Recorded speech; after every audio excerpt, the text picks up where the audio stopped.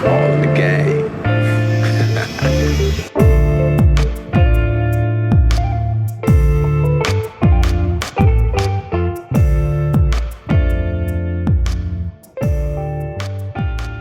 Hey, how y'all doing? It's Big John, and welcome to another episode of It's All in the Game. So today, I'm going to kind of stick with the same theme that I've been talking about for the last week or so, and that's, the riots and the civil unrest that's going on in this country right now. Before I kick it off here, I do this every once in a while, but I'm going to ask you guys, give this video a chance and try to watch it all the way to the end, because I feel like I got some really important stuff to bring up today. Got some really good points. So try to give it a chance and watch it all the way to the end if you can. So I've been thinking about this, and I've been seeing these riots and whatnot and a lot of this stuff, and on the one hand, it's kind of made me feel good. I've been seeing people standing up, and it's made me feel good. I've seen other images that have made me feel uncomfortable, and I ask myself, why am I having these reactions? What's going on right now? What's going on in my head? What's going on socially? What's happening right now in our culture? And after giving it some thought, what's happening, what I think we're seeing happening is the breakdown of the social contract. So what is a social contract, right? Have you ever asked yourself, why do I pay taxes? Why do I stop at a red light if there's no traffic going anywhere? Why am I just sitting here looking stupid when there's no traffic anywhere at this red light? Maybe even on a larger scale, like if somebody steals something from me, or if somebody victimizes me or my family or somebody I love, why don't I go and execute vengeance on this person who has wronged me? Or in terms of this channel, I talk a lot about criminal justice and jail and prison reform and stuff. Like, why do I allow a single person, a judge, to stand and tell me, this is what you have to do? You have to be on probation. So this is what you have to do every week. You have to report, you have to come and piss in a cup, you have to do community service. These are all the things you have to do for the next 18 months. Why do I let that dude tell me that? Why do I let him tell me I have to go to jail or prison? And when I go to jail or prison, there's always going to be more inmates than there are going to be COs or guards. Why don't we just leave? Overthrow them and leave. There's more of us than there are of them. It certainly could happen. Why don't we do that? Why do we live by a certain set of rules that are unspoken? Why do we do these things? Okay? And the answer is a social contract. That's why we do these things. A social contract is basically one of the philosophical or sociological building blocks of every society. Basically what it's saying is that I am going to give up a certain number of my personal freedoms, like the freedom to go exact vengeance on somebody who wrongs me because I feel like they wronged me, or the freedom just to do what I want whenever I want to, despite how it might impact everybody else. I'm going to give up some of those freedoms, some of those personal freedoms, and live by a certain set of rules, both specific and implied.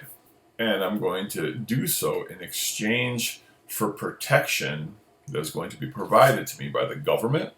So the government's going to protect me and the liberties that remain, my liberties that remain, and they're going to provide social order. They're going to maintain social order, social infrastructure.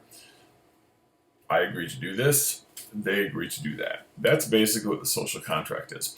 And that is something that exists in pretty much every society on Earth. And what we're seeing right now with these riots, with this massive nationwide uprising, are large groups of people who are breaking that social contract. But why are they doing so? That's the question. Are they justified in doing so? I believe they are. They're doing so because what they're seeing, what they're realizing, and they probably have realized this all along, but now it's just so blatant and so in everybody's face, is that the other side is not holding up their part of the bargain. They're not holding up their part of the contract. What the social contract says is that I'm going to live this way, and y'all are going to look out for us. Y'all are going to protect us. If somebody wrongs my family, I'm not going to take vengeance because I know that these people who I empower, who I agree to let rule over me, essentially, these people are going to handle that for me. That's what the social contract is. That's why I'm not going to exact vengeance, because I know that the law is going to do so. All right, and what's happening is people are rising up and they're breaking their side because the other side is not keeping up their part of the bargain. So when we're seeing somebody like Amy Cooper in Central Park use her whiteness, use her privilege, use the police as a weapon against a black man by calling and saying, look, you want me to put my dog on a leash? I'm a white woman with a dog. Who are you to tell me that? You want to record me? What? All right, I got something for you. I'm going to call the police and I'm going to tell them a black man is threatening me. I'm going to tell them a black man's assaulting me because I know that you as a black man, you should be terrified of that encounter because I'm white, I'm a white woman, and they're going to listen to me. And this is going to go very bad for you. You should be very, very scared of that prospect. That's what she was saying essentially when she made that call. And you know, had that not been recorded and been made public, she probably was right. You know, George Floyd. We're seeing George Floyd, but we're seeing a man who had an encounter with law enforcement. And that officer clearly had no value for that guy's life. That officer was not in fear for his own life. You can see it on his face as he calmly, methodically sits there for damn near 10 minutes, you know, with his knee on that man's neck, causing that man to lose blood and lose oxygen to his brain and murder him. And we watch it. The whole nation's seen it now. And this is something that minority communities, people of color, poor people, they have seen this happen for years and decades, millennia. People have been at the short end of the stick and know that this is how they are looked at by police, that law enforcement, that government has little value for them as human beings. And they really have no problem with killing us, and really it's just another day at the office. But now that we're in the technological age, in the digital age, all the shit is being put on video.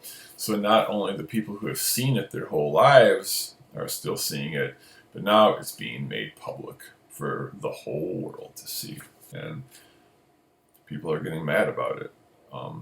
And they're saying, if you're not going to abide by your part of the contract, why in the fuck should we abide by ours? And the result is what we're seeing right now. We're seeing riots. We're seeing cities burning. We're seeing police stations burning. We're seeing police cars burning. We're seeing major retailers like Target and Walmart being looted. That's what's happening right now. And that's happening because people are saying, fuck this. You're not holding up your end of the bargain, so why in the fuck should we hold up ours? We can do whatever the fuck we want. You know, fuck y'all. So one of the most telling aspects of all this is that people are coming from out of town to participate. It's not just that people in inner city ghetto communities are like, fuck this, we've had enough, we're burning shit down. People are coming from the suburbs. People are coming from other areas, from rural areas, to get involved and participate in these things. And that is both encouraging and frightening. On the one hand, what it's showing is that people from all over the place are realizing this. They're feeling this way. They're realizing, look, this is really fucked up. I'm sick of the way that things are. So I'm going to go in and I'm going to participate in this. And that's kind of encouraging to me.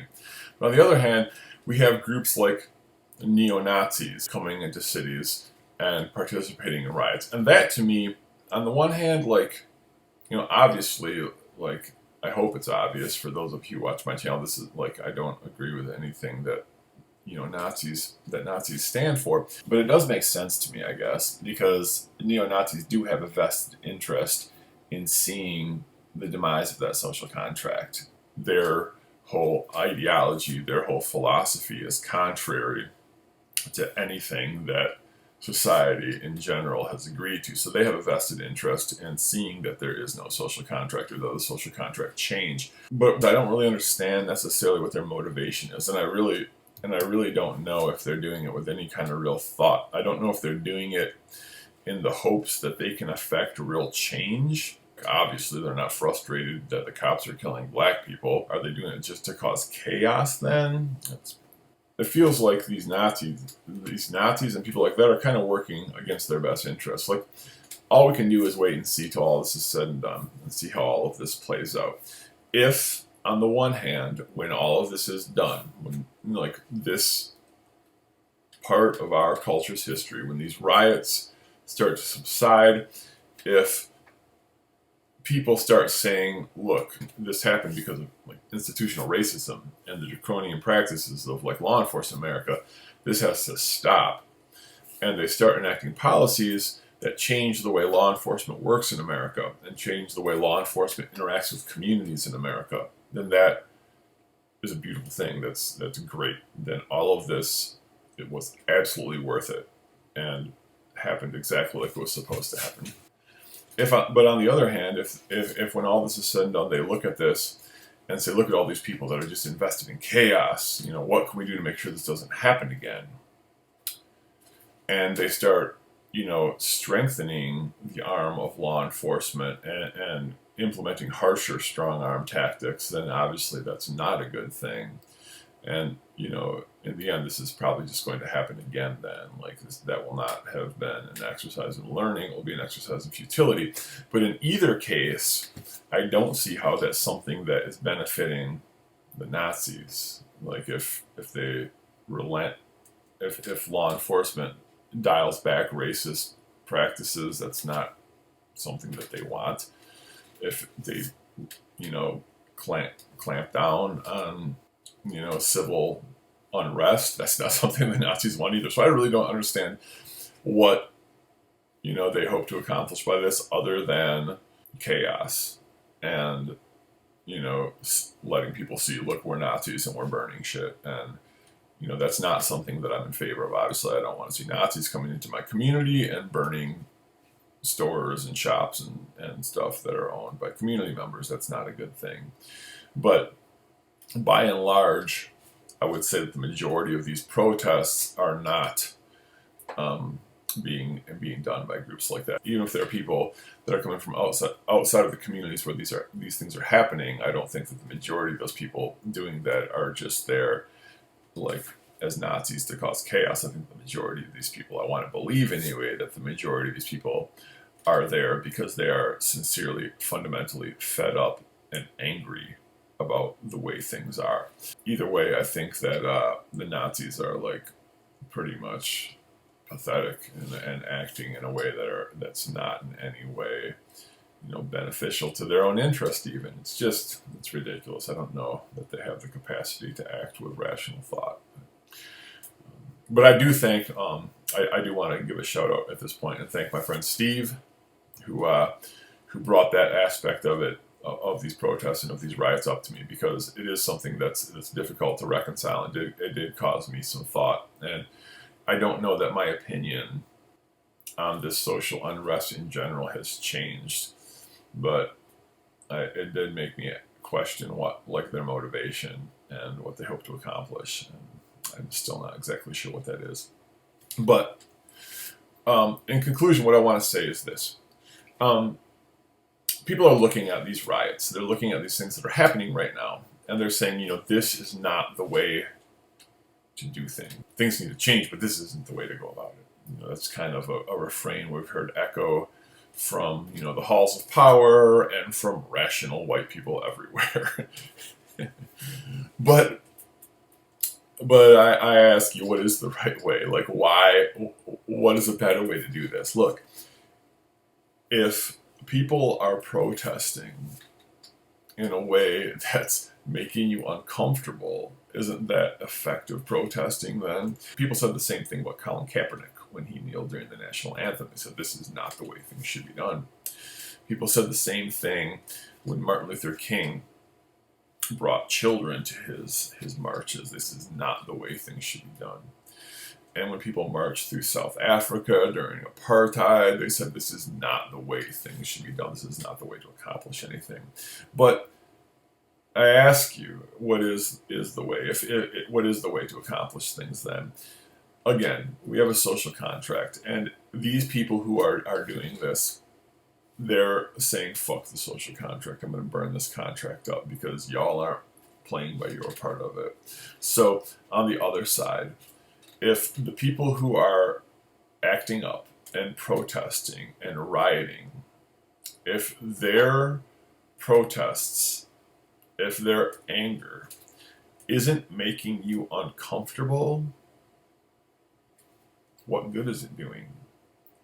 If all they're doing is walking around and you're saying that's how a bunch of people should be protesting, that's the right way to do things, do you think change is going to happen? The only way for change to happen is when people start getting uncomfortable. There is no right way to protest tyranny. Come on, all right? By the very nature of tyranny, if you are allowing the people, if you are allowing the tyrant to be comfortable as you protest, the tyrant isn't going to give a damn, and they're not going to change their tyranny. All right? I mean, think about it, y'all, right? So, yes, this is exactly what people should be doing right now. My hope is just that when all of this is said and done, that, people see it for what it is. And change happens on some kind of, and that change happens on some kind of meaningful level. And hopefully these institutions, law enforcement, maybe it starts getting dialed back a little bit. And people can start living a little bit more comfortably in their own shoes and in their own skin within their own communities. All right, y'all, that's just my 2 cents. I'd love to hear y'all opinions on this. Please feel free to leave them in the comments below. I gave a shout out to my boy Steve, who wrote me talking about that aspect of the situation today. I want to just give a shout out to the organization he works with. Steve works with the Grand Rapids Red Project, Grand Rapids, Michigan, and these are phenomenal people. I know them well. I worked with them for a while. They are a public health organization. They're doing a lot of good things for the community, working with some of the most marginalized populations in our community. I'm going to include a link to their website below. So if you guys are interested in getting involved, if you're in West Michigan, you're interested in getting involved, you're anywhere else in the world, you got a few dollars you'd like to donate, this is a good one to donate to. All right, with that being said, y'all, I appreciate the viewership. More and more every day I'm hearing from people that are regular viewers of this channel. That means a lot. This channel's still small. We've only got 50 some subscribers right now, but every one of y'all mean a lot to me. Let your friends know about this. If you've got like-minded friends, let them know about this. We're trying to do something here. We're trying to make as many people aware this is possible. All right, I love y'all. If you haven't done so, take a second and hit that like button on the video and hit that subscribe button. All right, that shit helps. The more subscribers I get, the more people that see this. That's the way YouTube works. All right, I appreciate it, y'all. Take care of your loved ones. Take care of yourselves. Big John told you so. It's all in the game.